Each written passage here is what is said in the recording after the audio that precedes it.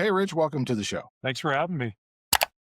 I have a quick question for you to get things started off. So, before the framework, before the book, before everything else, like, can you tell us a little bit about you?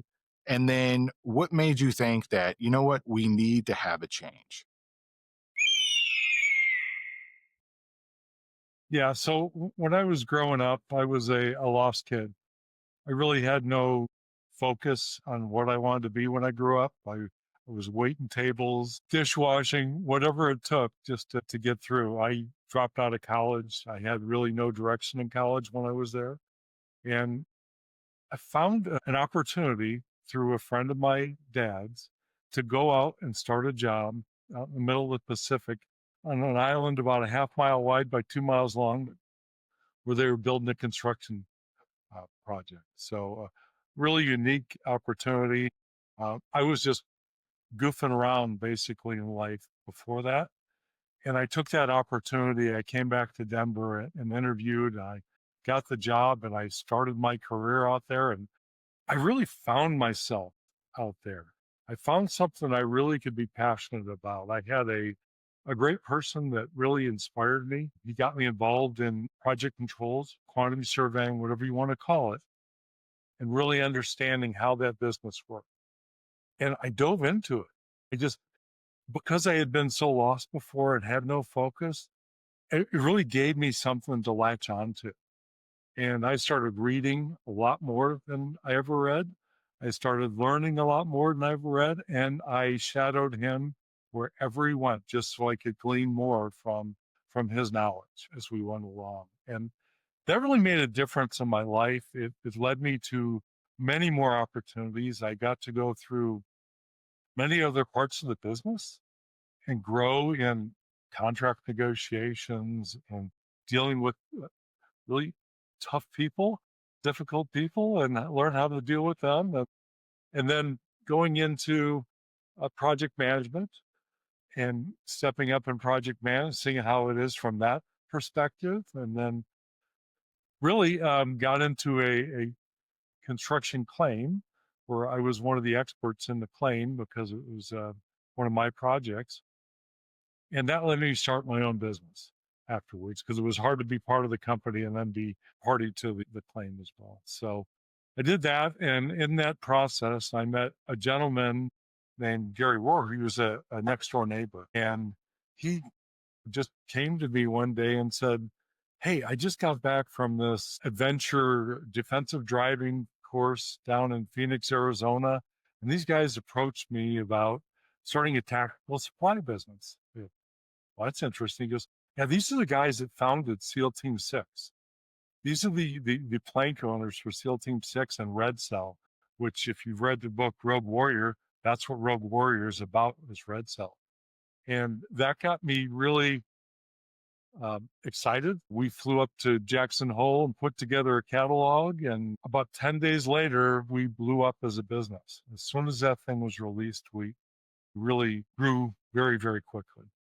And so I saw that growth and how that worked. And we clicked at X did the business because we got 10X return in like 10 months, basically. So, and then I moved into another business because my daughter was, 10 years old. And she was going through those growth spurts that they do. And she was a soccer player. So she was tall for her age, but really coordinated and having difficulty uh, controlling her extremities. And we got her with a sports performance coach. And that coach made a world of difference for her. I says, wow, wouldn't other parents love this opportunity to make a difference for their kids so they can be better? It did. And I asked that coach to start a business. They said, "No, I'm happy doing my own thing." I searched around a little bit and found this franchise that was doing it called Velocity Sports Performance. And they're still doing it today. And I met someone I knew when I was going on the initial recruitment trip, and Sharp, who played for the Broncos, and I knew well from the Broncos, was working out at the facility at the same time our session was going on. You go, wow, that's powerful. That he's one of the most respected athletes I know, and he's here. So I did get with Gary, and we purchased a franchise. And then we bought two. and we grew that. And I learned a lot from dealing with the athletes and different perspective from the athletes on how they were coached. I saw the coach's perspective on what they were trying to do and how scientific everything was that they tried to deal with. So it helped me learn a lot about that, which I then took back to business. And when I got back into the field, I sold the sports performance business after about 8 years and went back into the engineering and construction business. And I brought a lot of those things back with me that I had learned. Thought, wow, how do I implement all these great learnings that I've had from these unique opportunities that I've had?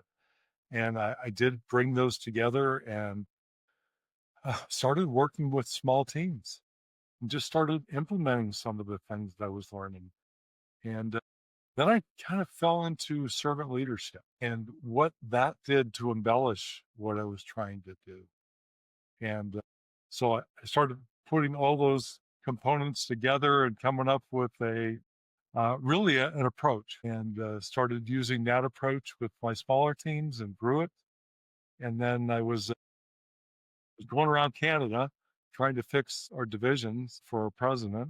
And as I was going through there, came up with some more great ideas, seeing how people received it and how I could get to past people that didn't want to cooperate or didn't want to help and get past their defenses. And so I learned some of those tools that would allow me to get past that, come alongside them, and help them fix their. Covered a lot of things. And I want to go back to uh, two things that you mentioned. The first thing was is you found a mentor about that. So how influential was your mentor in getting you on the right? Because you said you did grow up in a guidance. So how did that relationship happen? Did it just kind of happen by happenstance, or were you like, oh, you know what? Like I need to latch on to this guy. Yeah, so I was basically hired as a gopher for the construction site. Basically, do this, do that. Well, it was pretty boring. And so he sat right next to me in our offices, and I kind of leaned over and said, "You got anything else for me to do?" And I started pitching in. And then he started really helping with philosophy first. Here's the things you need to think about as you're trying to do these things, and here's what's important. Your credibility is everything, and make sure you maintain your credibility. And that really resonated with me, and so I latched on to him. He was very knowledgeable, very well respected within the business, and I just was so lucky to have the opportunity to sit next to that individual and have them really mentor me and coach me along the way. Yeah. So my next question then is you talked about how you found problems along the way. You're like, oh, I think I could solve that problem. Did you get that from your mentor, or was that something that you kind of developed along the way? That was more things I developed along the way. So as I learned more about servant leadership and that, I started ingraining other parts of it where we're trying to protect the business, which is a little bit different than what servant leadership conventionally does, right? Servant support. I had the protect aspect to it because I think that's so important. So that became, how do you focus on turnarounds? And how do you get those people in those situations to drop their defenses, come alongside them, and guide them through the process? Because it's a much longer term solution. So if you can get them to understand your thought process, walking them through that, it'll help them do it the next time. And that's what I thought was very powerful and what I used to transform business. So what is servant leadership to you? It's placing others before yourself and basically how to raise them up and help them serve, support them in their business and what they're doing, make it easier, give them the resources, processes, systems, and tools to do their job better, which is what I call enabling, and then engaging them with others to really build a cohesive team, to really deepen the engagement. When did you come into contact with servant leadership yourself? Did you experience it, or was it something that you were like, you know what? Like I read about it, I need to implement it. Or is it something that is in your makeup? Some of it was within me. And when I first got exposed to it, was just someone talked about it in a meeting about our leadership. So our boss would rotate leadership topics or management topics. And this came up in one. I go, that really resonates with me. As I grew up, I saw how it was important to me and my family. And so it was easy to carry on those principles into my business. And so, with those principles that you have there, and you say what you grew up with and in your family, in your book, Palms Up Leadership, there's a heavy faith underlining to it. So, how important is that to you in your integration into leadership style? Yeah, I mean, I've had a blessed life. And I know it wasn't all because of me, that's for sure. Somebody's been looking out for me at every step. The good Lord has been very kind to me and to my family. And I probably wouldn't be here talking to you if I hadn't had some divine interventions to save me from myself in some cases. So, firm, devout believer in the Lord and what He has done. No, that's awesome. And I think that it's a great integration into leadership, especially when we take a look at servant leadership and where you come up with your principles. So let's dive a little bit into the principles that you have there. So when you said, making sure that they have the right resources, enabling, what first occurred to you that you're like, this is super important and it's missing? Yeah, so I saw a lot of, especially systems and tools that were really overly bureaucratic, and it made it harder for me to do my job. So I knew it was hard for everyone else to do their job. I says, we got to clear these hurdles. So I started, first of all, I started volunteering in different parts of the business and volunteering in different organizations, and I got my voice. And that's when I started to speak up. It's hard to speak up on behalf of everyone and say, hey, we need to clean this up. We need to make these systems better, these processes smoother, and these tools a lot more efficient for the people. And I saw everybody kind of come on board and come behind me with that who wouldn't speak up before, right? It takes someone to help lead that discussion with leadership. So where did you come up with the idea of palms up leadership? Yeah. So when I moved from the oil and gas, we were helping kind of figure out that business and left that business and came back. I came back to another side of the business where they had something called excellence or project excellence. And it was more of a top down, you shall do this, you shall do that, you shall really hold them in, box them in, make sure everybody stays within the box. Right. And my approach was so different. I thought, man, is turning those palms up and holding those people, embracing those people, really supporting and serving those people, not holding them down and boxing them in, creating more bureaucracy. It's turning that around and actually serving, supporting, and actually protect. No, and I love that aspect of the palms up leadership, supporting people from the bottom up.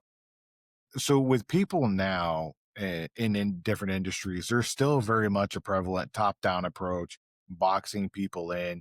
So what is the fundamental shift that people need to make in a leadership style in order to adopt this as a tool? Be open to listening, active listening, listen to your people and what they need. And that's one of the most important steps is just don't be a dictator of sorts where you just tell people what to do and do this because you know best. I know better than you, so you're going to listen to me at whatever level. I'm the boss. I know best, and you'll still listen. Actively listening and hearing their thoughts and hearing their ideas, helping you to innovate and think different, changed me. The more I opened up and the more I listened to them, I started holding really open sessions with the people and listening. What's bothering you today? What processes are you going through today? And what can we help fix? How do I enable you to do your job better? And those first steps are huge, just to opening people up, having them think. I do a lot of surveys and I like to get bad feedback in the surveys because it tells me they're not apathetic. Apathy is the enemy of excellence. If you want excellence, you really need to get rid of the apathy, get people engaged and get them really interested in what's going on and on improving things and innovating, being more creative and being delivering a quality product. or serve. As I'll go back to the act of listening. If you don't listen to your people, they keep, and even if they voice their opinions, they don't feel like they're heard. You can do surveys, but if you don't respond to those and tell people the negative that came out of them, think, well, they didn't even read mine. They didn't care about mine. Or if you're ignored in meetings and you speak up and they kind of push you aside, people start taking that rejection, internalizing it, and less likely to provide that feedback in the next meeting or the next time. And they go into their shell more and more and more.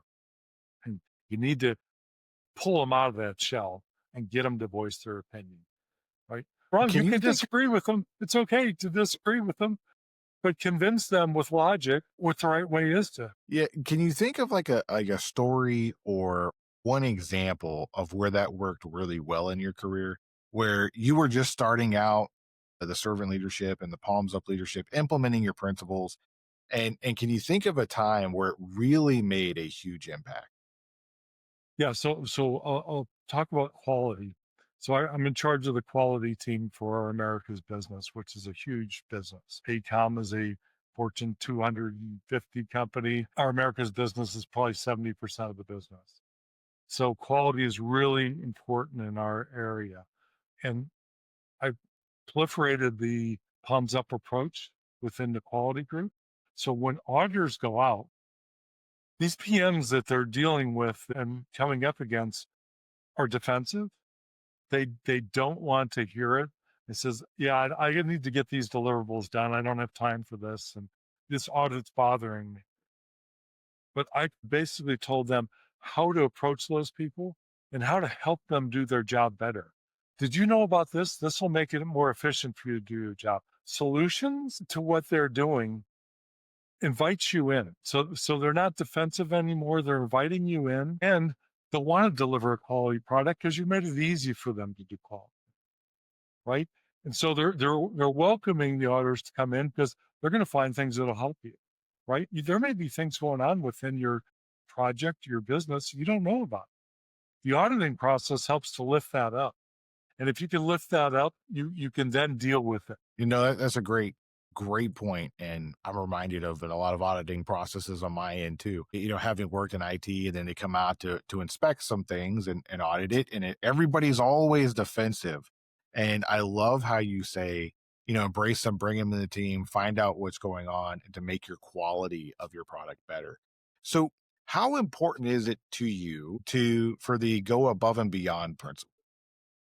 It's because it's important to the business. Your auditing team is also important to protecting the business. Without the business, we have no need for employees. We have no need for projects. We need clients. We need to have a healthy business. And to keep clients, we have to have quality work products and quality services. So you need to do whatever it takes in your role to make it easier for them to do their job and make it a better circumstance for everyone that works for them to be able to provide that quality. It's not just about auditing, it's about helping and guiding and coaching and changing procedures when we need to change them because some of these people are brilliant and they come up with better processes, right? Standard operating procedures and how they're written. There's some technical expert that goes out there and writes them. Nobody questions them, and then you audit to them. Some people come and figure out, well, here's a better way to do it. We haven't heard their voice earlier. As an auditor now's a chance to hear that voice and bring that forward so we can improve and continuous improvement in what we're doing in our business, which is great for our clients and great for our people. No, absolutely. And when we talk about being great for our people, and one thing that I really loved about talking with you when we first connected was how humble you are. And I did my research and I was like, you've accomplished a lot of great things, but you're so humble about it. So the principle of humility in your framework, how important is that for leaders to understand, like, hey, yeah, you may be in charge, but you still put your pants on one leg at a time like everybody else. Exactly. You're nothing without your people. You can't execute the business without your people. And I've been blessed to have amazing people around me. I've been lucky in hiring hiring the right people. And I've had people that were just given to me. And one thing we have in common is we believe in servant leadership together, and it makes it powerful. And that's building a system of servant leaders underneath you is one of the most powerful things you can do. If you're a leader and you think you can do it on your own and you can just dictate it all, I'll guarantee you I can beat you. Let me create the servant leadership below and show you how it's done and how it's done with masses of people. We're so much more powerful as a team than we are as one person, right? Narcissism has no business in the business. Absolutely. It's about the people. Without the people, you have no clients. You're absolutely right. And with that, and you talked about servant-minded leadership, how hard do you think will it be, or have you ever found it hard to convince people to get on to the servant leadership train? Or do you think There's, there's a shift going back to that? yeah, so it's usually with people that have been in their role for 30 plus years, 40 years, they're kind of stuck in the thing. They may have come from the military, they may have come from other authoritative type of roles, and they're used to being that person that proliferates their beliefs and their things down to the people, which can be okay. It's how you, if you're still listening to what the people are saying and adjusting your learnings. So that's how I come alongside them, and I show them what it's like to have people innovate underneath you. And those innovations, how they've improved your business within it. So we ran across when I was doing the oil and gas thing, this stodgy old project manager that didn't want to listen to anybody, and this is how we'll do it. And I slowly brought him around by talking about different things that we could give him, different things that these people underneath him had that would help him make better decisions. Decisions are about having great information. You can't know all the information yourself. You've got to rely on others to bring that information up to you. If you're not inviting it in, you're losing out, right? Mm. So we showed him how much more information was available there that he wasn't asking for because he was honed in on his 3 metrics. But his projects were failing because it wasn't just the 3 metrics. He needed some other key things ingrained into what they were doing. I love that story, and how you could bring somebody, you can't teach an old dog new tricks, because I agree with you. For me, it's always the little old lady in sneakers issues who always stop something somewhere along the way. And it's like, well, this is the way we've always done it. It doesn't necessarily make it better. So great point on that. And I'm thinking about the future now. So what is your vision for Palms Up Leadership? Yeah, so I really want to help the rising leaders really understand the principles and how it can help them rise up into bigger leadership roles. You can lead from anywhere. So I really like to get the people that are just starting in the business, understand the right principles, the right ethics, the right ways of doing things, the right ways to lead, so that as they grow up, they can influence their peers. And it becomes much more powerful because you can get a lot of negativity coming into a business, whether they transfer from another company or they thought, oh, we did it better over there, or they can come new into the business from college. Well, that's not what they taught us in college. But if you can get them, win their hearts and minds and souls and get them to understand it, they grow up to the next lateral leadership level, I call it, get those lateral leaders involved. And then from above, they start seeing the differences in the business. That's how I got up into the position I'm in now, is they saw how effective I was. And one of the leaders, the COO for the business said, Rich, you fundamentally changed the way we do business. Take it broader. Take it all over the Americas, not just in the region you started with. Make a difference there. So if we can get all leadership to come together and think this way, I think it's very powerful, especially for dealing with the things we're dealing with today. The emergence of AI, how do we make that an assistant versus our master? How do we get that to help us? And there's lots of ways we can do that. But we're now worried about them losing our jobs to AI, right? But it can be a great assistant if we do it the right way. The loss of wisdom is probably the biggest thing we're going through right now and the most detrimental thing we're going through.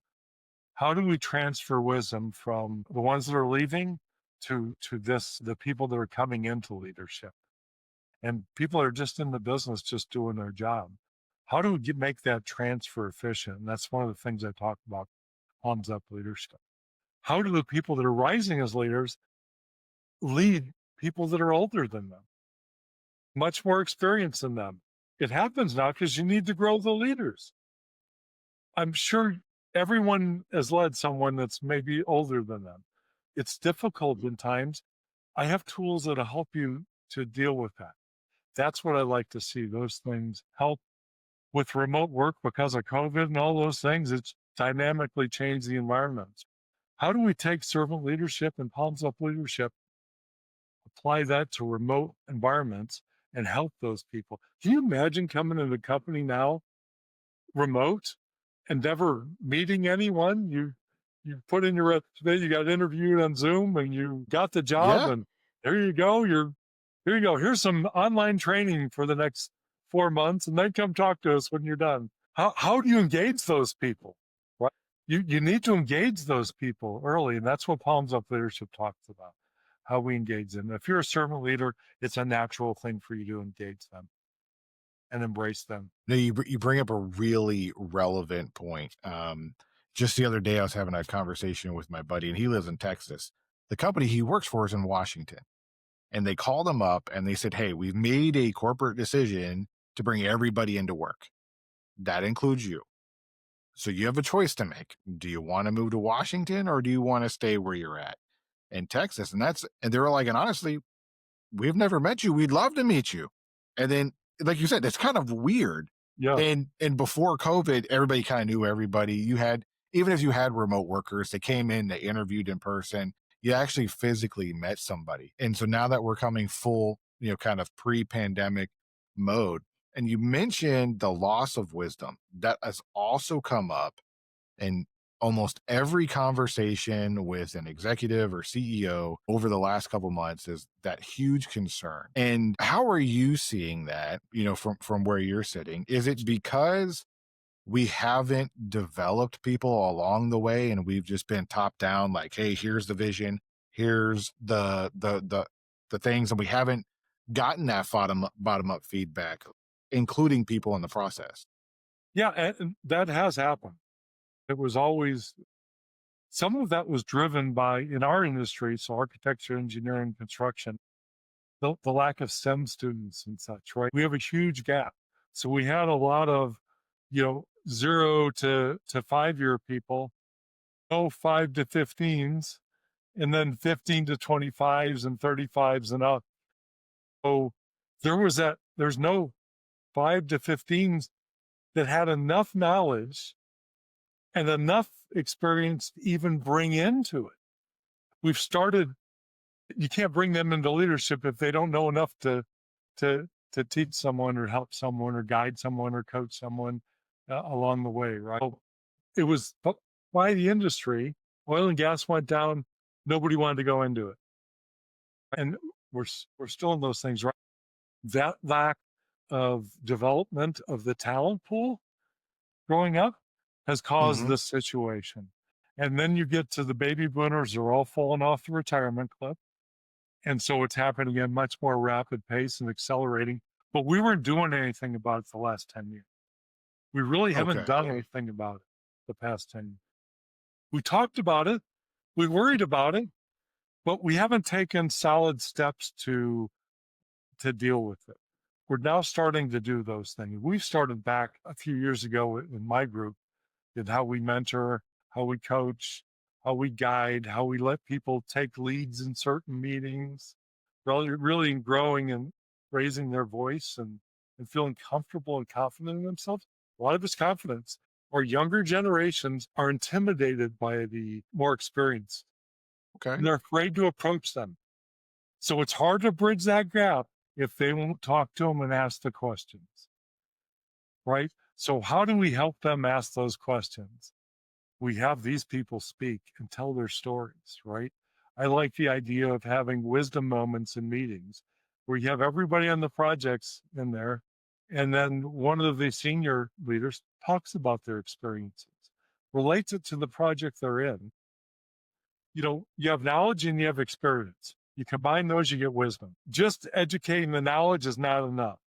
You got to give them the experience and then expose them to the situations that help them do it. Another technique I like is simulations, right? Working with the SEAL teams, I learned how important simulations were for them, how many times they drilled everything. They invited me Absolutely. to one of them, and I went through it here, and they showed you how do you recover a kidnapping. They drilled it over and over, and they broke down every step. Boom, boom, boom, boom, boom. Here's what I'm thinking about then. Here's what I'm thinking about now. Here's what I'm looking for then. Here's my cues. Those are powerful tools that if we can bring those into what we're doing now, will make a huge difference for our future leader. Completely agree with you on all those points. And if you're watching this and you're a parent and you're like, hey, you know, my kid is pretty good at math or he's pretty good at geometry and shapes or whatever, start developing that mindset early and often. They've developed courses out there like Lego League for kids for engineering because there's a huge gap in engineering and knowledge on that. I know even in simple things like the welding industry, there's huge gaps in the welding industry with skill and knowledge. Why they pay them And so much? And so that's where the money is. So if you're a parent and you're Exactly. like, oh, where is my kid going to get a job? Listen to what Rich is telling you. He's telling you where the future is because there's a gap.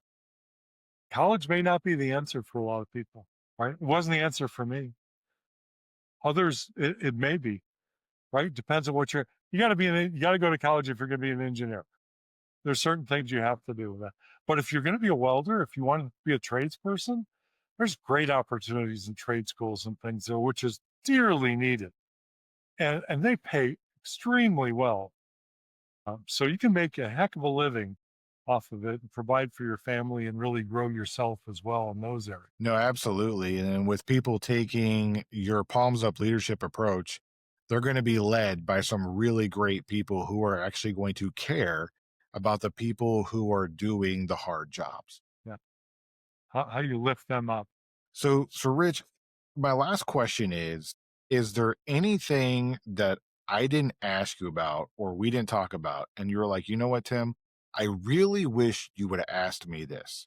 So that's my question. I'll talk a little bit about who my targets are besides the rising leaders and the people above. Parents, as you talked about, if you're leading a family, you're the CEO of the family. You, mom and dad, whoever it may be, if you're a single parent, you're the sole CEO. But think of your family as a business and how you become a servant leader to your kids with the protect aspect, right? You have to have an envelope that you keep them within, but you can provide the wisdom that you've gained over the years in the right method, right? Coming alongside them. I think it's very powerful for a kid to grow up with one. My daughter especially appreciates that from me, how I guided her throughout her process. I coached her from a young age because I was going through it. She was a very sharp kid. She's smarter than me, and she's a magna cum laude from a prestigious university, but she still learned from me because the things we're teaching are as important as the knowledge aspect of it, right? Share your experiences, show them where you failed, why you failed, so they can gain that knowledge and that experience alongside you. Take them along and do things with them.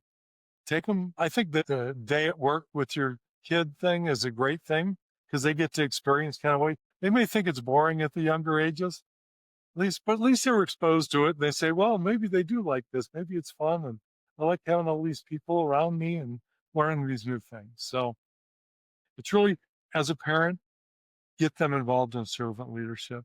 Have them think about that way growing up because the world, the way it is right now, can be very divisive.